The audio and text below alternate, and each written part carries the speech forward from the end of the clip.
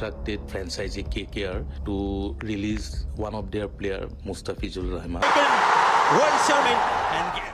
বাংলাদেশ সরকার নির্দেশ কাজে স্পষ্ট রহমানকে বাদ দেয়।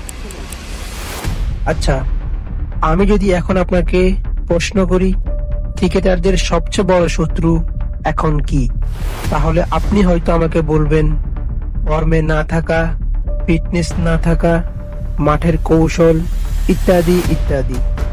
কিন্তু আমি যদি বলি এই সব কিছুর একটাই অর্থ দাঁড়ায়, আর সেটাই হলো রাজনীতি, তাহলে কি আপনি বিশ্বাস করবেন?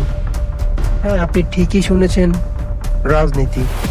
বর্তমান প্রেক্ষাপটে খেলোয়াড়দের সবচেয়ে বড় শত্রু এখন আর খেলার মাঠের প্রতিপক্ষ দল না, বরং কাজ করে অদৃশ্য কিছু শক্তি, যেগুলো ক্যামেরার বাহিরে সিদ্ধান্ত নেয়।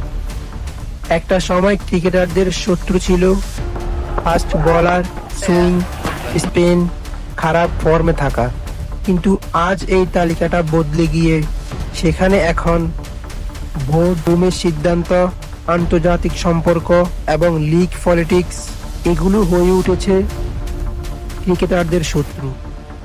তারই জলজন্ত উদাহরণ মুস্তাফিজুর রহমান। যদিও এর আগে এসব সিদ্ধান্ত হতো নীরবে, কিন্তু এবার হয়েছে সেটা প্রকাশ্য।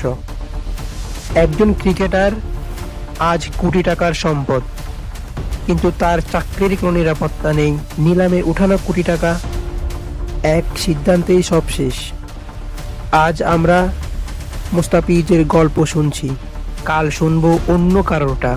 প্রশ্ন হলো, এই ক্রিকেট কি খেলোয়াড়দের জন্য, নাকি খেলোয়াড়রা শুধু এই ক্রিকেটের জন্য?